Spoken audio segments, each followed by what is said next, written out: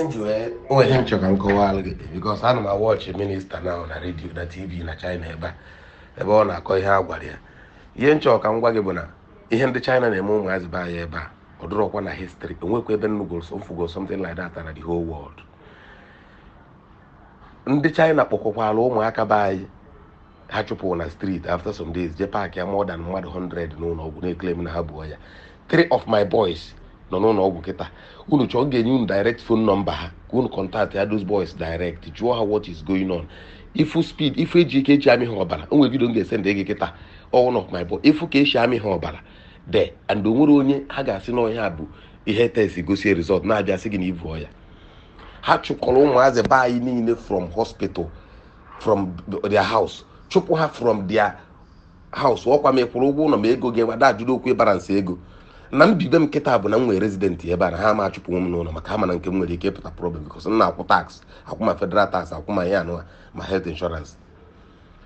Mana mụ nwa bịara ebe a nụnwa na 19th asị na m ga-anọ quarantine nọcha quarantine pụta on second jebe ije visa ma oluo on 9th ndị abịakwa ebe a sị na m ga-anọkwa another 14 days. As I'm talking to you now, I'm locked inside my house again for another 14 days. Nobody ask you what to eat. Ihe a na-asị na a na-eweta pakeji full minister na-ekwukịta awa bịa eweta something ha dị anadọm yesterday nchụọ ha society ebe afọ the kind of attack ndị India mụ na ha bi ebe a ma ndị other countries mụ na ha bi na gadi na ha nchara agagharịrị onwe ha o mechie m ga-eme vidio ebe ha juru na-akwụgharị n'ilo kịta because ebibi na main road send gị the video sọnsọ blacks ka akpọchiri n'ụlọ ha ọ bụ na ị na-anụ nwaanyị abịa separate ego na nwunye gị kpọrọ gị jee na hotel ma ọ bụ na ị na-anụ onye obodo ebe separate ego na nwunye kpọrọ gị jee na hotel dowe gị there and at your own expense. Some people now 500 RMB in a hotel, some people now put 350. I don't want to talk about ndị na-enwe ha akwụkwọ na nke ha dị special.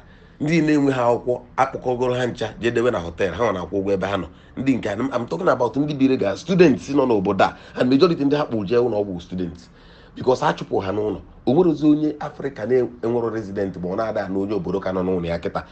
Ọ bụrụ ndị Nigeria alone or Africa si ụmụ nwaanyị dị ime m pụọ na street ihe dị ka ebe 7-8 days ago mgbe m na-apụ because ihe m pụrụ apụ only 1 week before abịakwasị m n'ọkwa n'ụlọ again ena m ekegide ego ike agwụ m ihe ndị obodo a mere ndị be anyị onwebekwa ebe mfere emere ndị mmadụ na the whole world ihe a na-efe ha na-eme na TV na na-eme nka even as I'm talking to you now day before yesterday ndị abịara ebe a with 8 policemen na-asachi ma wardrobe m ka ama ma nwere onye African zone na my house.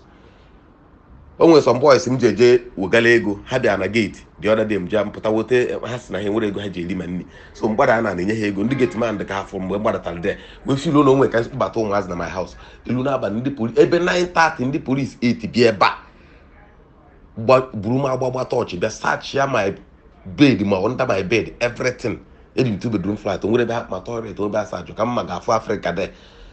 Oh, and as they are doing that thing on television, ndị mmadụ feel na ha na-eme as I'm talking to you they are dịka ndị be anyị ụdị condition ụmụazị be anyị na ebe a kịta tu adị eke ịma ịfụ ha na African man na main road na egbuo nwe salin bịa buru ejebuji ụlọ ọgwụ gbabịa ọgwụ si na ha na ya ihe unu chọọ mma enye unu nọmba ụmụazị be anyị ha paakị n'ụlọ ọgwụ against their will si na ha na ya na-agba ha ọgwụ and ka esi jide ụmụazị ha sị na ha nọ aha ya ahụ bụ ihe a bụ students ha chụpụchara n'ụlọ ha kwụgharịa mmiri na-ezo na-akwụgharịgide so ndị Nigeria Union bịa jekwa ndị polisi ka amal ka a ga-esi wee mụọ ụmụaka ka a kpọrọ ha ogodo one particular hotel ka enye ha ka ha nọzi dị as quarantine so ụmụaka niile pụta jee na polisi jee rejista afa because onye na-enwere akwụkwọ ama eje polisi onye mere o ji bụ ụsọ students bụ ihe na-ata dị afọ ha ncha wee jee rejista afa ha na polisi more than mmadụ 100 elu the following day ndị polisi wee kpọwa ha one by one round ha up ihe nji aka ya bụ na my 3 boys nọ dị a oge ejidere ha I went there ebe ejiri ofu onye ha sị m na the boy were contact with ndị na-aya ahụ nsị aka ndị na-aya ahụ na mụ na onye anụnwa nọ yesterday na mgbe a kpọrọ ya mgbe unu ha bịa rejistacha ihe ha unu kpọọ ya na fonu si ya na ya bịa ọ kpọọ m nsị ya jebe ha sị na a ga-ebu jee quarantine ya na hotel overnight ebuba the boy hotel the boy kpọm sị na ebuzikwa eje ụlọ ọgwụ mma esendịchala unu ma ọgwụ ha na-enye those boys now ihe eji amị ha ọbara abịa chite mkpụrụ ihe ten na-amị ndị mmadụ ọbara na-amịpụ ha ọbara ha ụdị harassment even as they are talking nonsense TV na ha ka na-achọkarị blacks enwe one of my friend onye Oji River o nwere ebe o je bute ihe mmadụ senderie ka o jebugi ebe a na-eme kago ka ọ pụta na train station egbuo nwe from there buru salin buru the boy nọ n'ụlọ ọgwụ since 5 days na asị na arụ adịrị ya enwerekwa ihe a niile fọ ha na-eme na ha na-aya ndị be anyị bụ akụkọ n'egwu Mike Ejeagha if 100 boys in the bay na-aba train na-aba bus na-eri nri na-akwụgharị na main road anọ na bus stop na ha buo ya ịma na gwanzo niile dị suppose ka short ya down. Yeah, with the most wicked act in Fugol ML anywhere in the world. I was so frustrated. They man, Otu never then we a very good visa, but I'm so frustrated. He post this nonsense on Facebook. And when they get a bambo say, "I say ha talk and you have visa page. I do carry. Now go back to my country. Now I'm very hungry man. They should not treat us like animals. One alone Chinese. I want me back on an office me again." Because she came and started telling me, "And this age me here in Africa don't take good care of them." Say I turn the babuwe. Say I drop all key shop because Chinese people that works for me, the China girl now in that office, but I'm not allowed to come to that office. Office in now 6,000 renminbi every month, more than 300,000 naira. As it is now, here it is going to only 350,000 every month. But my office worker is allowed to go there and open that office, but I cannot come close to that office as an African man. And all other whites in Oboda and the American man have neighbor, they go out to their work, man. Everybody go out every morning, so South Africa. Oh, one Cameroonian guy money had you ever. The guy natal na 8th of April. I quarantine there. And when the Nigeria out of China for 2 years ago, I quarantine in their house. For that popo ndo no why polo ha je poja na hotel icho nyegi voice note nyegi number nde ba yi no nwa anya akpo park cha na hotel kita da go hono chairman Enugu state no boda on natal on ko 5 days after kan natal on obi na 6 days after ka on na his house akpo ya na phone si akọ obia asia na o ye je quarantine na hotel akpo ya je ti na hotel on no quarantine na hotel no cha quarantine na hotel lukwe 6 days ago akpọkwa say na ogeje hotel nya we say na onwere ụlọ emeche force ya yo no ya quarantine and they don't care if you buy food or not. They don't care if you buy food or not. My door was closed and sealed with something. I can open it but mo po no that in docker onwere system hat ye dey obuba alarm ha ma na mepe di uzo. This is what we go through here, which is very inhuman, and then never had you na buy na live freely. So ihe bụ na inwe eche ịgwa the minister eziokwu gwa na ihe ndị China na-ekwu white talk na onwere na ndị be anyị nọ na gwanzo na-afụsi anya ihe ifo ha na-eme eburu nri abịa na dog ebunye gị na ha ese picture ndị be anyị nwere idea anyị ekwu gị na group onwere anyị na-anata ha the food ndị ha na-enyezi the food kịta bụ ụmụazị students agụ na-agụ quarantine na hotel mmese ndị gị the video onwe ike ọnwụ na-efu gị abịazi eburu dị ndị eji ebujere ha ebe ahụ dịka because onye nwere option ga-eri that nri. But what they are doing here is only God knows what came over them. Because we have been here, you know, maybe about buy and may blame her. Sometimes when we go, eketa ha no wogu, na be poche shop, buy for their wogu, many mistakes, many things. You got to go na blame her. I don't allow black people come too close to me. Even man a shop, na gwal hustle. Because anybody can do anything no boda makego. But like this very one now, where the home has buy Melinda. We are here. I'm Nigeria January 29th. Okay, this thing be about too much. More anata. Because I'm early January. Yeah, better too much. More anata. Isn't Jineto Budabuna? Today can be some name spy. Today 15th can be some name spy. So more make apply before now. He named 2 years. 2 years there can be a because I must enter China before this I'm spy. He tell me the thing on my passport. My consult go on my details. On go online. Ebe only tell my name if for 2 years kanji. But natazi can that thing can be now. This thing we name. So yeah, need for Hana call Dabu. Let it be known to the Nigeria and the China also. The wicked to I think I sat 2 days ago. Now they searched my house. As at 2 days ago, I was searched. The first time in quarantine was normal way to do quarantine because then we have health insurance here. They came here, they gave me N5 masks, 10 pieces. Nyemu awko, nyem big inje register everything. Nyemu thermometer inje personal inje check my temperature every day. I check it, I send it to them through WeChat every day until 14 days. Habia, mem test 2 days to my destiny. Obulo negative. Nyem certificate. Me ka neheji aba na shopping mall. Onwe ho ya go na mjide mbia na shopping mall scan o we banye. Pass ya the test. After 2 days, mputri you akwa mbia kwa another test. Make another test. Odekwa negative. And we go 3 tests in Oboda. On arrival at airport, test. 2 days to my end of quarantine, test. 2 days after that, test. Nka kitabu, aburo quarantine, nka forceful stay in the house because nobody has ever come here to ask me how my temperature is. Mojuwa mustn't dare anything. But before, every 2 days, doctor do come here and ask me how I'm doing. But nka, nobody just put you in for nothing. Onwere ha mere ndị obodo a. This is the most wicked act mfugolo emere ndị mmadụ anywhere in the world. And ihe na-ewute m bụ ewutekwa every other person bụ na onwere mgbe ọya shi Africa. Ọ bụrụ na ihe a sị na ndị Africa bụ ọya na ndị Africa bịara ahịa butere dị ọya, if ndị Africa batara ahịa butere ọya, or the best thing to do ije chụpụta ndị mmadụ ebe ha bi, chụpụ ha na main road, sị na ha ma aba hotel. Ndị bịara ahịa nọ na hotel eme ha quarantine, after 14 days eme quarantine, achụpụ ha na main road. Ụfọdụ ka ha ji onwego ndị nọ 30 days quarantine nọ na hotel na-akwụ ụgwọ ya. Ụmụazị si Nigeria bịa ahịa ma ụmụ nwaanyị.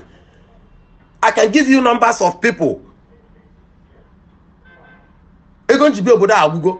Every day people na-agụ ndị mmadụ, and they are the people paying for their bills in that place ha nọ. Abịa na passport gị sizie. Ịpụtazịa, some people will come out after that quarantine. Esizie passport ha na ga-akwụ ụgwọ ihe ri n'ụgwọ hotel. Atụba ego nye the person weje ote passport ya. Onwere ihe ndị anyị mere ndị obodo a. Adịgokwu m tired of this time. Mụ amara na obodo a dị otu a. I told the people bịara na my house na m adịgo tired of their place. Ka m gwa ego one na-akwụ n'obodo a. I pay more than 20,000 RMB as bill n'obodo every month. Man, na alụ m ọrụ ma tax ma ụgwọ na ụgwọ shop. Some of them don't earn 3,000 RMB every month. Man, had I wonder buy a ball. They go out, other people from other countries go out, do their business. Ndị ọcha niile ma ndị India mụ na ha bi ebe a maka anyị ncha bụ friends. Anyị na-apụta eme workout every morning. All of them, I watch them do workout every morning. Jekwa their business, man, alụ ọkụ blacks in. After the TV, I na-eme white talk, ne ha na-eme. Change your bed here now for every minister now because I didn't see what is happening here being talked by Nigerian officials. It's also that man na never watching the by that consulate to be here. Every other Nigerians need diplomatic talk. This thing is beyond diplomacy. This thing is evil. And I am telling you, if these boys are a treaty here in Nigeria, Nigerian government is going to find it difficult controlling them against China investment. I'm telling you the truth because no matter what is going on here, it is evil or the highest order. Imam of mine, no, I don't lie and I don't talk anyhow. For me to start posting that on Facebook, go see how angry. I've never seen a male human being this kind of thing. My pregnant woman, no. And what's the like 5 days every day. Oh, 100 people, other people, some Americans. Now some European people they imagine a supermarket they go need because they are not even allowed to go to supermarket or go to anywhere to buy something. Otunsi emebum po outside because when something or you can put on a phone, scan or wherever you head to the supermarket, and scan all the thing banye go ni bupute. Kabe buruche. Otu aka ndo cho for this because and that is where they sleep on the road. That man they mechi home an embassy. Because ndị nọ na hotel the man jekwuru du bụ ndị bịara ahịa. Obodo ndị bi ebi n'obodo. Ozi ka epuche datin ka ha bidozi bịa kọbasịa ndị bayi niile n'afọ na main road je na park ha na hotel. Ụfọdụ Japan na hotel na ha na ayọ ya. Let Nigerian government call the numbers. I can give you numbers. Let Nigerian government call these numbers. Ụmụazị anụ n'ụlọ ọgwụ jụọ what is happening to them. Ma nwanụ go onye n'ime ha nwere any sickness or any symptom anything or even temperature gafere 36. Mana na ami ho ọbara we point to 10 bịa na ami ofu onye ọbara. It is there and they talk to us every day. Which is evil. So let you are close, you have access to the minister more than any other person. You tell him the truth. Say I know you have your best, you are a good friend. And the bad blood all get created, they are therefore too bad against the China. Not only Nigeria, in other African countries. I can't say why because I'm watching those things in TV. All a very shameful thing called to me and they buy now and they made diplomacy about it. Why Chinese people in Nigeria are getting whatever they want free. It's so evil. When I had in the buy, I send the buy in and buy. Let us go, my students, everybody. Let us go. We can look for another country. I get my business with. They are not our God. But this treatment must not be allowed to go free. I made this note wrong. You can listen to it, tell the man the truth, tell him that our people are dying here.